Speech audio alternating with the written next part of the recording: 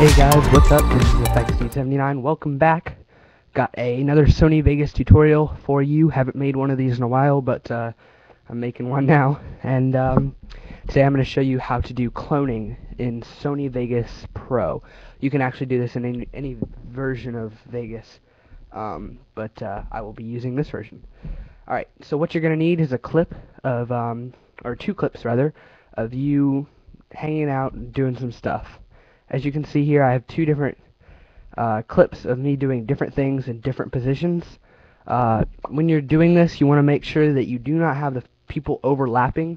You want to keep all the things, you do not want to change the angle of the camera or anything else in the shot besides yourself, besides what you want to clone.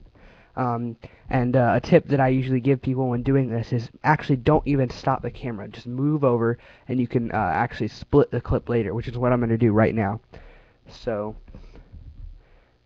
you can hold down the left arrow key to go back in time and the right arrow key to go forward if you want to scroll by frames. So as you can see, I just get up and we're going to start it right about there. S to split. We'll just delete this part, bring this over, and we'll find where I go over. You want to film a lot of footage in case you don't like part of it, and so you can have some extra footage and you don't have to go back and film again. And about right there. So split that, S to split again, and move over here, and start that right about there. And as you can see, I did not touch the camera in order to make sure that it did not change the angle, because that can screw you up. Alright, so we got a lot of footage here. We can stop it about there, because that's where around where the other one stops. It doesn't have to be exact, but just make sure they're about the same size.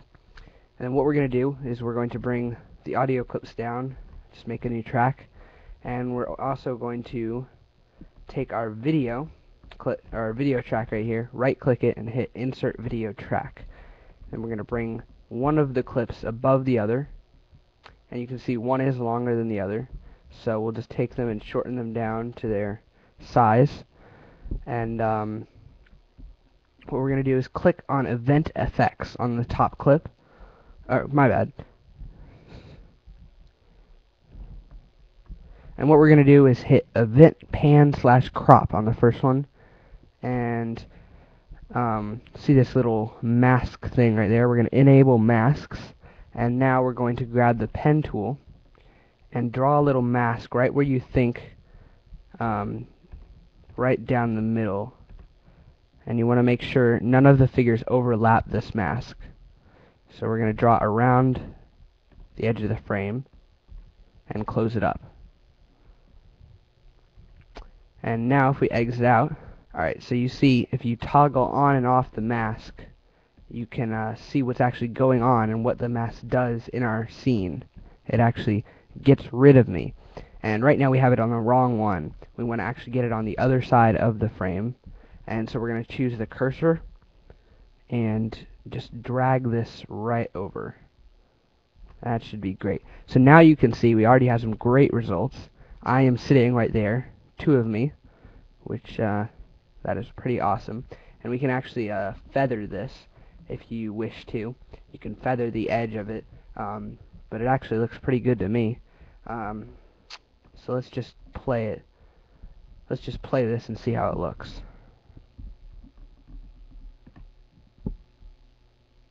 That's going pretty